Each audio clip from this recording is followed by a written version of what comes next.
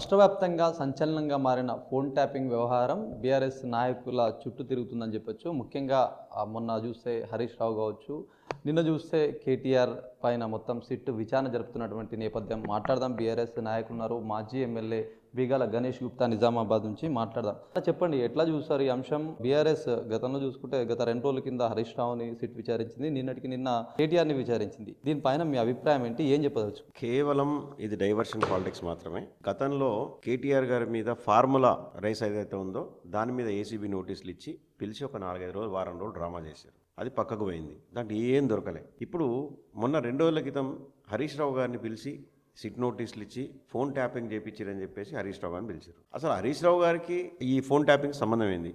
కేటీఆర్ గారికి phone tapping సంబంధం ఏంది? ఏదైతే రేవంత్ రెడ్డి ప్రయత్నం చేస్తున్నాడో అది మొగుల మీద ఉంచితే మొగం మీద పడుతుంది అని చెప్పేసి తెలంగాణలో ఒక సామెత ఉంది. ఆయన ఏది చేయాలనుకున్నా కూడా ఆయన వ్యతిరేకమవుతుంది. ఇంతకుముందు కాళేశ్వరంలో కేసీఆర్ గారికి నోటీసులు ఇచ్చారు. కేసీఆర్ గారు వచ్చిండ్రు, చెప్పిండ్రు నేను మాజీ ముఖ్యమంత్రి అయినా నేను చట్టాన్ని గౌరవిస్తాను, మీరు ఎక్కడికి పిలిచినా నేను వస్తానని చెప్పాను. రాష్ట్రం మొత్తం ఒక ఉవ్వెత్తున లేచి ఒక ప్రభంజనం వచ్చింది. మరి హరీష్ రావు గారు పోయిన రోజు కూడా అంతే ప్రభంజనం అయింది. మరి కేటీఆర్ గారిని పిలిచినా కూడా అంతే ప్రభంజనం అయింది. ఇది నిరంతర ప్రక్రియ. అది ప్రధానమంత్రిగా నరేంద్ర మోడీ గారు ఉండొచ్చు, వాజ్పేయి గారు ఉండొచ్చు, మన్మోహన్ సింగ్ ఉండొచ్చు. దేశ భద్రత కోసం ఫోన్ ట్యాపింగ్ అనేది ఇది శరామామూలే ప్రభుత్వం చేస్తుంది. దాంట్లో మన్మోహన్ సింగ్ గారు, నరేంద్ర మోడీ గారు చేయరు. అక్కడ రాష్ట్ర భద్రత కోసం ఇప్పుడు ఈ రోజు రేవంత్ రెడ్డి గారు చేపించట్లేదా? రేవంత్ రెడ్డి గారు కూడా చేపిస్తున్నారు కదా. అది రేవంత్ రెడ్డి గారి కూర్చొని రికార్డు చేయరు. అక్కడ రాష్ట్ర భద్రత కోసం ఉన్నటువంటి ముఖ్యమంత్రి గారు అక్కడ ఎవరు కూడా దాంట్లో దఖలు చేయరు. నువ్వు పర్మనెంట్ ముఖ్యమంత్రి ఏం కాదు కదా. రేపు పొద్దున మీ ప్రభుత్వం అయిన తర్వాత మీరు ఫోన్ ట్యాపింగ్ చేసి మీ మీద సిట్ నోటీసులు ఇస్తే, కాబట్టి ప్రభుత్వంలో ఉన్నటువంటి పోలీస్ వ్యవస్థ వాళ్ళు ఈ ఫోన్ ట్యాపింగ్ సెక్యూరిటీ వింగ్ వాళ్ళు చేస్తారు తప్ప ఇది రాజకీయ నాయకులకు సంబంధం లేదు. ఏదో విధంగా వాళ్ళ బామ్మర్ది మీద ఏదైతే హరీష్ రావు గారు అలిగేషన్ చేసిండ్రో ఈ కోల్ మైన్స్ లో ఆయన ఇల్లీగల్ గా పోయి మైనింగ్ చేస్తున్నాడనో, లేకపోతే టెండర్ లేకుండా కొల్లగొట్టేటటువంటి ప్రయత్నం చేస్తున్నాడు అనేటటువంటి విషయాన్ని లేవనెత్తితే దాన్ని డైవర్ట్ చేయడం కోసం హరీష్ రావు గారికి నోటీసులు పంపించారు. మళ్ళీ కేటీఆర్ గారికి 2 రోజుల తర్వాత నోటీసులు పంపించారు. ఏమైంది? వాళ్ళు అడిగినటువంటి ప్రశ్నలకు సమాధానం చెప్పారు, వచ్చారు. మీరు ఎన్నిసార్లు పిలిచినా మేము వస్తామంటున్నారు. రావడానికి కేసీఆర్ గారు కానీ, కేటీఆర్ గారు కానీ, హరీష్ రావు గారు కానీ ప్రతి ఒక్కరు సిద్ధంగా ఉన్నారు. కేవలం కాంగ్రెస్ పార్టీ ప్రజల యొక్క మైండ్ని డైవర్ట్ చేయడం కోసం, వీళ్ళు అవినీతి పరులు అని చెప్పడం కోసం ఇట్లాంటివి చేస్తున్నాయి తప్ప నీ సిట్ నోటీసులో, ఏసీబీ నోటీసులో ఇంకోటి ఇస్తే ప్రజలు నమ్మరు. ముఖ్యంగా ఈ ఏదైతే పారిశ్రామికవేత్తల నుంచి ఎలక్ట్రల్ బాండ్ల రూపంలో బీఆర్ఎస్కు ఫండ్ వచ్చిందని చెప్పేసి ముఖ్య ఆరోపణ. దీంతో పాటు ఏదైతే హీరోయిన్ల ఫోన్ ట్యాపింగ్ వ్యవహారం సైతం సిట్ విచారించినటువంటి అంశం. ఏ పార్టీ తీసుకోలేదండి ఎలక్ట్రల్ బాండ్స్? కాంగ్రెస్ పార్టీ తీసుకోలేదా? బీజేపీ తీసుకోలేదా? దేశంలో ఉన్నటువంటి అన్ని పార్టీలు తీసుకోలేదా? నువ్వు ముందు ఏం చేస్తున్నావు అనేది చెప్పు. నీ దగ్గర ఎలక్ట్రల్ బాండ్స్ లేవా? ఓన్లీ టీఆర్ఎస్ పార్టీ తీసుకుందా? వ్యాపారవేత్త ఆయన ఇన్వెస్ట్ చేసిండు, వాళ్ళు ఎలక్ట్రల్ బాండ్స్ పెట్టిండు. పెట్టినంత మాత్రాన నువ్వు వాళ్ళని బెదిరించినావు అంటే రేవంత్ రెడ్డి గారు బహిరంగంగా బెదిరించిండు, మీడియానే బెదిరించిండు. నీ కడుపులోకి వెళ్ళి పేగులు తీస్తా, నీ కడుపులోకి వెళ్ళి మెగలు తీసుకుంటా, కిందేసి తొక్తా అని చెప్పేసి మనం చూడలేదా? సోషల్ మీడియా ఇప్పుడు కూడా ట్రోల్ అవుతుంది. ఆయన పీసీసీ అధ్యక్షుడు కాకముందు ఎంపీగా ఉన్నప్పుడే ప్రముఖ ఛానళ్ళని, మీడియా వ్యవస్థనే భయపెట్టించినటువంటి వ్యక్తి. పేరు తీసుకొని మరీ చెప్పిండు. TV9 పంగనామాలు పెట్టుకున్నటువంటి వ్యక్తి అని చెప్పేసి పేర్లు తీసుకొని చెప్పిండు. ఎవరు బ్లాక్మెయిల్ చేసేది ముఖ్యమంత్రి గారు. టీఆర్ఎస్ పార్టీ కాదు, టీఆర్ఎస్ పార్టీ నాయకులు కాదు. సో ముమ్మాటికి ఎలక్ట్రల్ బాండ్స్ అనేవి భారతదేశంలో ఉన్న ప్రతి ఒక్క పార్టీ కూడా తీసుకుని దాంట్లో భాగంగా టీఆర్ఎస్ పార్టీ కూడా తీసుకుంది. ముఖ్యంగా సింగరేణి టెండర్ల విషయంలో ఏం చెప్తారు? చాలా మటుకు ఈ మధ్య కాలంలో అది ఇష్యూగా మారినటువంటి సందర్భం. 1000 కోట్లు దోచుకోవడం కోసం, దండుకోవడం కోసం వాళ్ళ బామ్మర్దిని ముందర పెట్టి, డమ్మీ కంప్లైంట్ ముందర పెట్టి ఎవరు పోటీ రాకుండా చేయడం కోసం ఇది రేవంత్ రెడ్డి గారు చేసేటటువంటి ప్రక్రియ. దాన్ని గుర్తుపట్టి బయటపెట్టి ఆ స్కామ్ అంతా కూడా ఇది ఒక పెద్ద స్కామ్ అని చెప్పేసి ప్రజలకు అర్థమయ్యే విధంగా మరి హరీష్ రావు గారు, కేటీఆర్ గారు చేస్తే వీళ్ళ మీద బదులు తీసుకోవడం అనుకోవచ్చు, టాపిక్ డైవర్ట్ చేయడం కోసం అనుకోవచ్చు. మీరు చూడండి, 4 రోజులు అయితే మళ్ళీ సిట్ ఉండదు, పిట్ ఉండదు, దీని గురించి సబ్జెక్టే ఉండదు, దాని మీద ఇంకోటి ఉండదు. మళ్ళీ 4 రోజులు అయితే ఇంకొకటి తీసుకొస్తారు. ఇంతకుముందు కాళేశ్వరంలో విషయంలో కేసీఆర్ గారిని పిలిచారు కదా, ఏమైంది? ఇప్పుడు ఏమైనా అయిందా? ఏం కాలే. హరీష్ రావు గారిని కూడా పిలిచారు కదా, ఏమైనా అయిందా? ఏం కాలే. ఇది కూడా ఏం కాదు, కేవలం డైవర్షన్ పాలిటిక్సే. నువ్వు ప్రజలకు ఏం చేసినావు గజ్జెప్పు. నువ్వు 2000 ఇస్తానో 4000 ఇచ్చినావో చెప్పు. నువ్వు కళ్యాణ లక్ష్మికి, షాదీ ముబారక్కి ₹1,00,000 ఇస్తాను, తులం బంగారం ఇచ్చినావో చెప్పు. హనుమంతరావు మాట్లాడతాడు, ఏడుకెళ్ళి ఉన్నదిరా బాబు, బంగారం అంతా పెరిగిందని చెప్పేసి మాట్లాడతాడు, బంగారం రేటు పెరిగిందని. మరి సాదా కాకుండా ఎందుకు చెప్పాలి? స్కూటీలు ఇస్తానో ఇచ్చినావో చెప్పు, నిరుద్యోగ భృతి ఇస్తానో ఇచ్చినావో చెప్పు. ఇవన్నీ అడగకుండా కేవలం డైవర్ట్ చేసి ఇది ఎక్కువ రోజులు నడవదండి. మాకు 10 సంవత్సరాల తర్వాత బీఆర్ఎస్ పార్టీకి హ్యాండింగ్ అమ్మేసి వచ్చింది. ఇది శరామామూలే. భారతదేశంలో ఉన్న, భారతదేశం కాదు ప్రపంచంలో ఏ పార్టీ ఉన్నా కూడా ఇప్పుడు అమెరికా ఉంది, డెమోక్రటిక్స్ ఉంటారు, రిపబ్లికన్స్ ఉంటారు. ఒకసారి డెమోక్రటిక్స్ వస్తే రిపబ్లికన్స్ వస్తాయి. వాళ్ళ మీద కోపం వస్తే వీళ్ళకేస్తారు, వీళ్ళ మీద కోపం వస్తే వాళ్ళ మీద. మాకు 10 సంవత్సరాల తర్వాత యాంటీ ఇన్కంబెన్సీ వచ్చింది. కాంగ్రెస్ పార్టీకి 6 నెలల్లోనే వచ్చింది కదా. ఇప్పటికిప్పుడు ఎలక్షన్ పెడితే 10 సీట్లు వచ్చేటటువంటి పరిస్థితి కూడా లేదు. ముఖ్యమంత్రి గారు కూడా గెలిచేటటువంటి పరిస్థితి లేదు. రాబోయేది మళ్ళా మా ప్రభుత్వమే. కాబట్టి ఈ డైవర్షన్ పాలిటిక్స్ ఆపి ప్రజలకు ఇచ్చినటువంటి మాట, నువ్వు 420 హామీలు ఇచ్చినావు, 420 మేము అడుగుతలేం, కనీసం 20 ప్రముఖమైన చేయాలి కదా, అవి కూడా చేయడం లేదు. ఏదైతే వాళ్ళ బామ్మర్దిని, వాళ్ళ అన్నని, వాళ్ళ తమ్ముని డిఫరెంట్ డిపార్ట్మెంట్స్లో పెట్టి ఈ దోపిడికి ఏదైతే గురి చేస్తున్నారో దాన్ని ప్రతి అడుగడుగునో కేసీఆర్ గారు, హరీష్ రావు గారు, కేటీఆర్ గారు ఏదైతే లేవనెత్తుతున్నారో వాళ్ళని కట్టడి చేయడం కోసం, ప్రజల మైండ్ని డైవర్ట్ చేయడం కోసమే డ్రామా, మరొకట్లేదు. ముఖ్యంగా పార్టీ వ్యవహారాల ఫిరాయింపుల అంశం చూసుకుంటే ఈ మధ్య కాలంలో 7 మందికి స్పీకర్ క్లీన్ చీట్ ఇచ్చినట్టుగా సందర్భం. పార్టీలోనే బీఆర్ఎస్ పార్టీలో ఉన్నారు. మరో ముగ్గురిది తేలాల్సినటువంటి అంశం. ముఖ్యంగా ఈ బాన్స్వాడ అంటే మన ఏరియా గురించి మాట్లాడితే మొన్న మాజీ స్పీకర్ పోచారం శ్రీనివాసరెడ్డి సైతం బీఆర్ఎస్లోనే ఉన్నారన్నట్టుగా స్పీకర్ చెప్పినటువంటి అంశం. ఇది అంతా ఎట్లా చూసారు?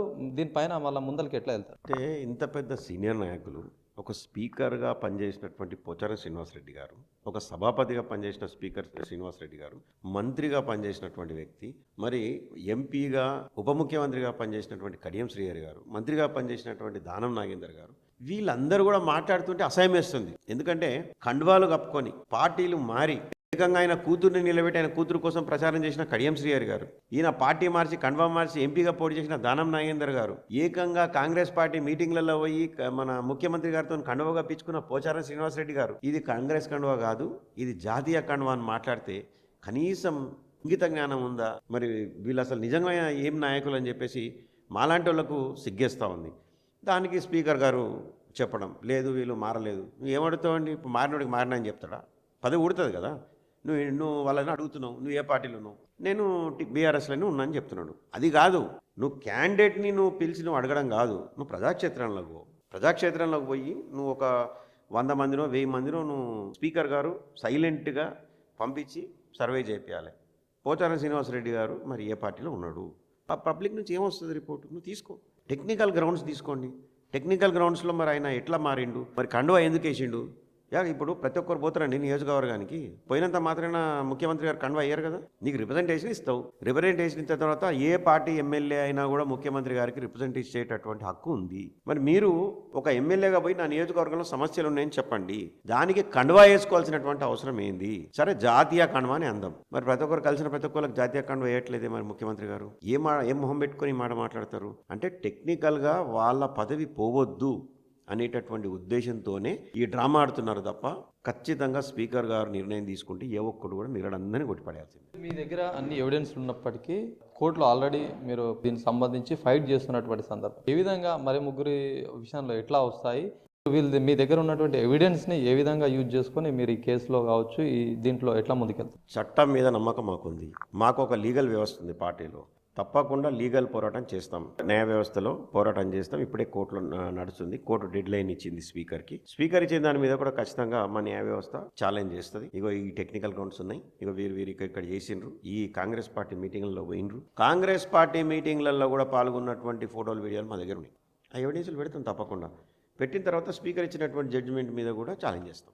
పార్టీ గురించి మాట్లాడితే ప్రస్తుతం నిజామాబాద్లో పార్టీ పరిస్థితి ఎట్లా ఉంది? ఇప్పుడు రాబోయే కార్పొరేషన్ ఎన్నికలు ఎట్లా, వ్యవహారం అంతా ఎట్లా నడుస్తుంది? 2 సార్లు మీరు ఆల్రెడీ మేయర్ పీఠాన్ని దక్కించుకున్నారు, 3వసారి ఎలా ఉండబోతుంది? తప్పకుండా 3వసారి కూడా మేమే గులాబీ జెండా ఎగరవేయాలి మేయర్ పీఠం మీద అని చెప్పేసి మేము పథకం రచిస్తూ ఉన్నాం. 2014లో మేము 10 మంది గెలిచినప్పుడు కూడా మేయర్ పీఠాన్ని మేము కొట్టలేమని చెప్పేసి చాలామంది అనుకున్నారు. 2018లో కూడా మేము 13 మంది గెలిచినప్పుడు మేయర్ పీఠం సాధ్యం కాదనుకున్నారు. కానీ అప్పుడు 2 సార్లు కూడా చేసినాం. ఇప్పుడు కూడా అదే విధంగా మేము పథక రచన చేస్తూ ఉన్నాం. ఇప్పుడు మొన్న 4 రోజుల కింద ఒక పెద్ద మీటింగ్ పెట్టాం ఇక్కడ. బీఆర్ఎస్ పార్టీలో నాయకులు లేరు, అసలు ఎవరు లేడు అని చెప్పినారు. ఈ రోజు వరకు అధికారంలో ఉన్న కాంగ్రెస్ పార్టీకి కానీ, జాతీయ స్థాయిలో అధికారంలో ఉన్న బీజేపీ పార్టీకి కానీ ఎవ్వరికి కూడా ఈ స్థాయిలో ప్రజలు రాలేదు. సుమోటోగా చాలామంది ఇక్కడ బ్రహ్మాండంగా ప్రజలు వచ్చిండ్రు. దాంట్లో నిజామాబాద్ జిల్లాకు చెందినటువంటి నాయకులందరూ కూడా పాల్గొన్నారు.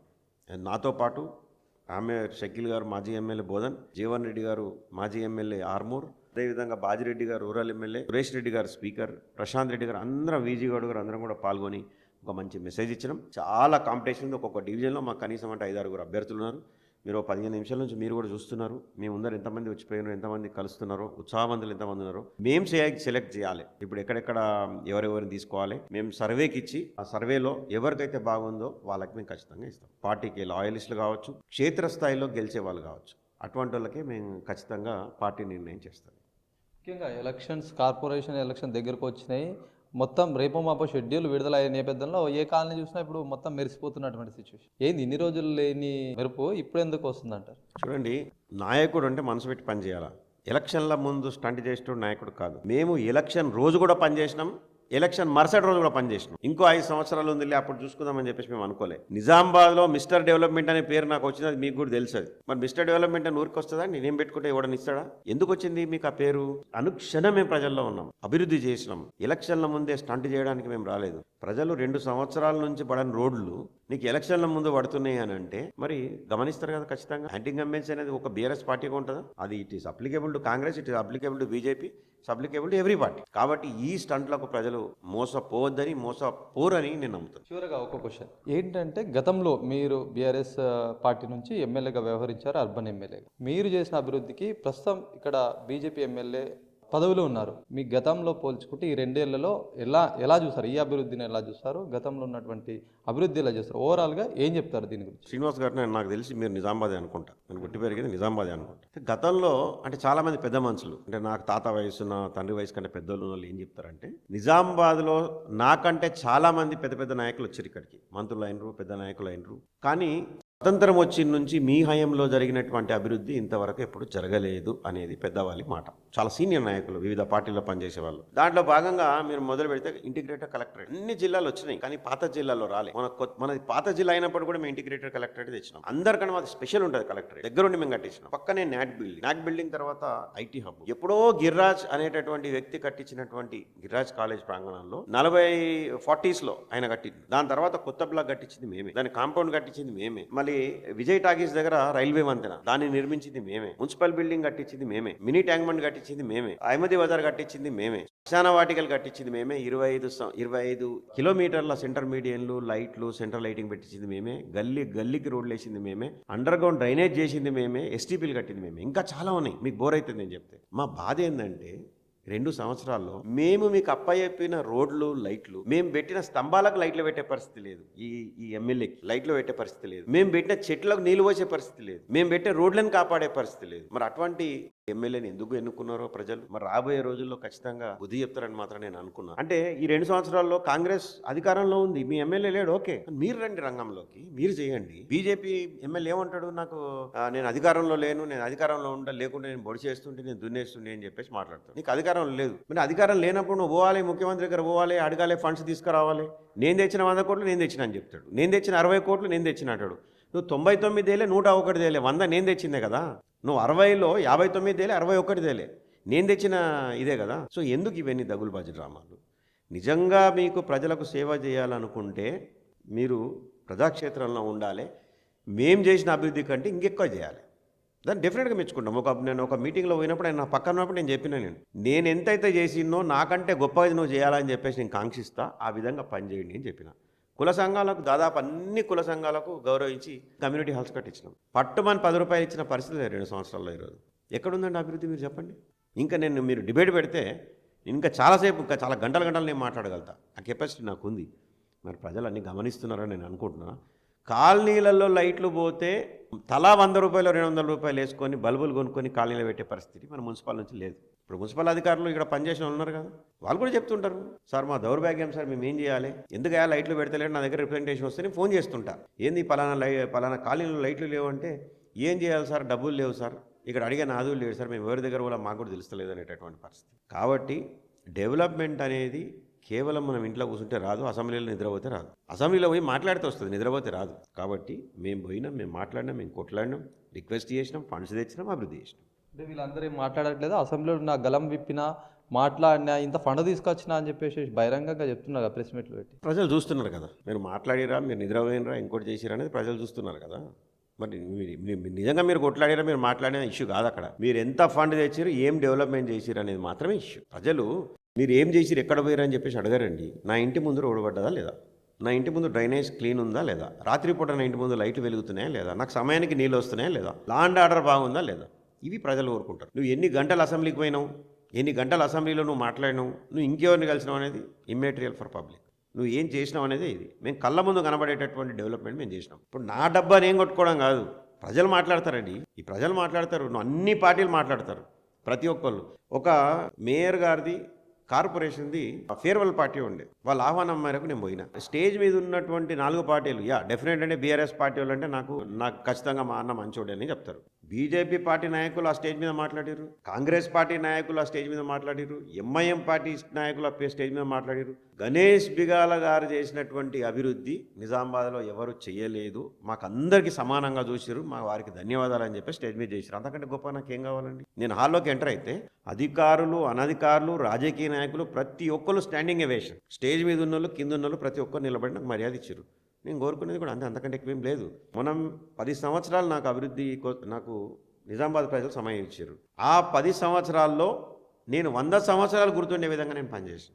ఇప్పుడు నా మార్కును అయితే ఎవరు చెరిపెళ్ళారు కదా. నేను ఐటీ హబ్ ఎవరు కట్టిండ్రు, కేసీఆర్ గారి హయాంలో గణేష్ బిగాల కట్టిండ్రు. మున్సిపల్ బిల్డింగ్ ఎవరు కట్టిండ్రు, కేసీఆర్ గారితో గణేష్ గారు కట్టిండ్రు. మినీ ట్యాంక్ బండ్ ఎవరు కట్టిండ్రు, మరి కేసీఆర్ గారు ఇచ్చిన డబ్బులతో గణేష్ బిగాలు కట్టిండ్రు. దీన్ని ఎవరైనా చరిత్ర తుడిపేస్తారా?